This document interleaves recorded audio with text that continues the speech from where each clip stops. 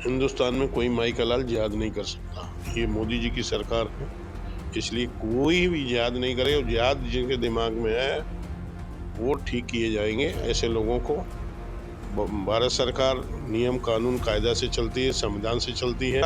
Bharatiya Janata party को vote ना के बराबर मिलता है, और जबकि सबसे ज्यादा सरकारी योजनाओं का लाभ मुस्लिम समाज ले रहा है। कहाँ उन्हें दोगे?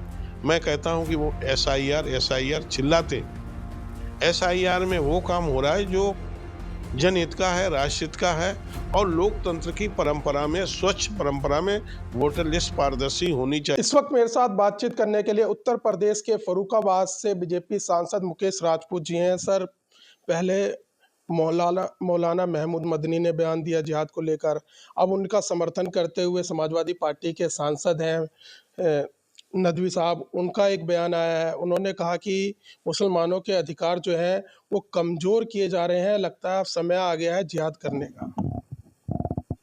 हिंदुस्तान में कोई माई का लाल जिहाद नहीं कर सकता। ये मोदी जी की सरकार है, इसलिए कोई भी जिहाद नहीं करे। और जिहाद जिनके दिमाग में है वो ठीक किए जाएंगे। ऐसे लोगों को भारत सरकार नियम कानून कायदा से चलती है, संविधान से चलती है।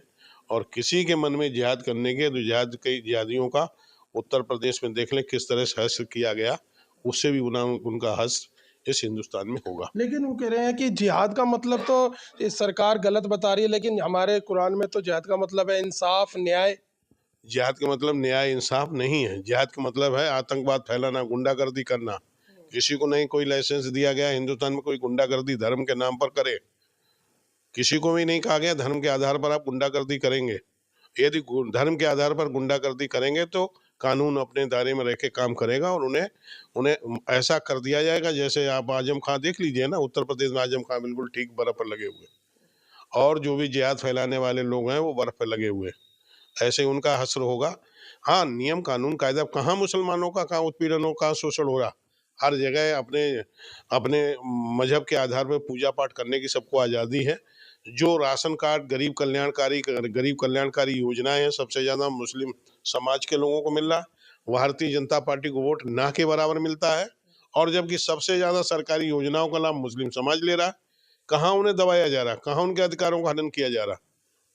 कहीं पर भी अधिकारियों को उन्हें देता है, उन्हें ये दिखाई देता है वो इस तरह की अनर्गल बातें करके वो बड़े लीडर बनना चाहते हैं, मुस्लिम समाज के लीडर बनना चाहते हैं। मुस्लिम समाज के लीडर भड़काऊ भाषण देने से, कौम को भड़काने से कोई बड़ा नेता नहीं बन सकता है। काम कौम के लिए काम करोगे तभी बड़े नेता बनोगे। इस तरह के भड़काऊ भाषण देने से कोई बड़ा नेता ना बना है, ना कभी बन पाएगा।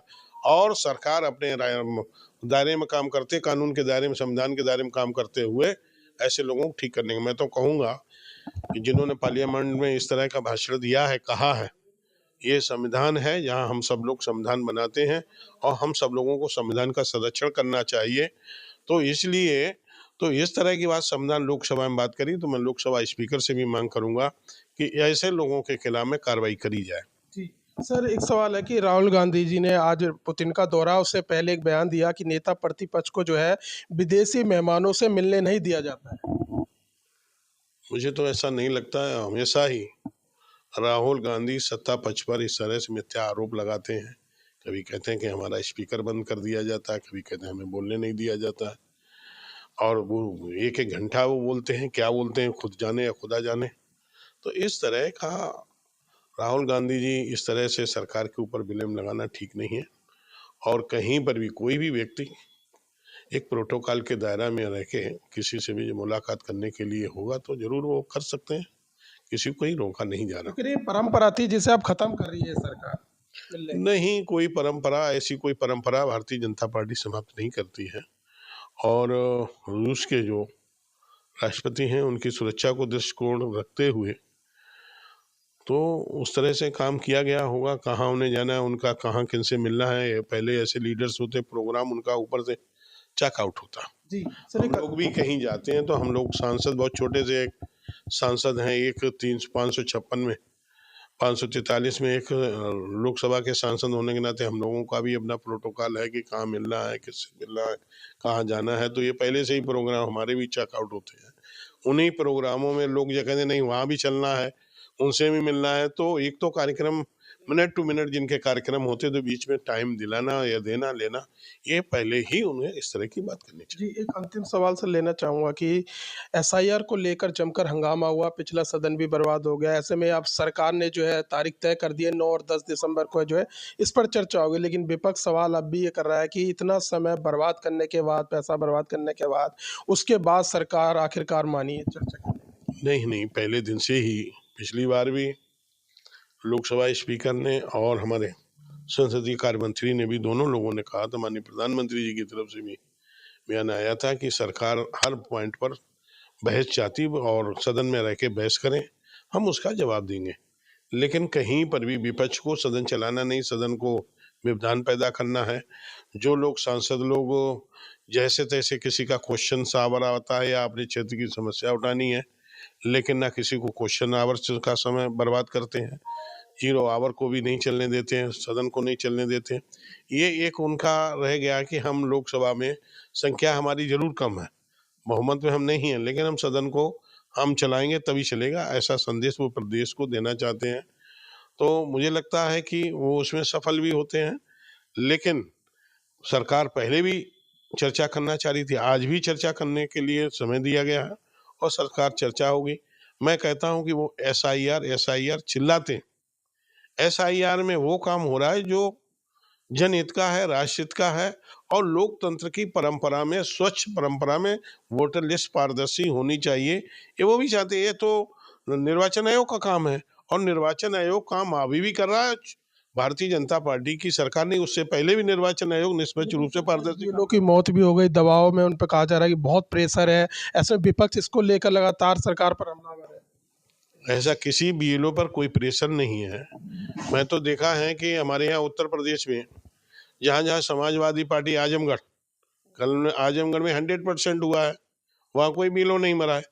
हाँ, औरैया है, इटावा में एक की मौत हुई, औरैया है, एक कोई एक्सीडेंटल, इतना बड़ा प्रदेश है, इतना बड़ा प्रदेश है, वीडियो भी बना के डाली है। और कुछ लोग, कोई प्रेशर नहीं है काम करने वाले। हाँ, कुछ लोग काम ना करें, इसके लिए हम काम नहीं करेंगे, इसके लिए वो प्रेशर में, या कोई काम, कुछ लोग इस तरह के लोग हैं, उनकी मानसिकता नहीं काम करने के लिए, वो नहीं चाहते वोटर लिस्ट साफ सुथरी हो।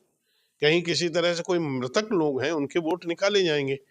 18 साल से ऊपर के लोग हो गए, उनके वोट जोड़े जाएंगे। जो लोग 2-2 जगह, 3-3 जगह वोट बने हैं, उनके वोट निकाले जाएंगे, एक ही जगह रखने का।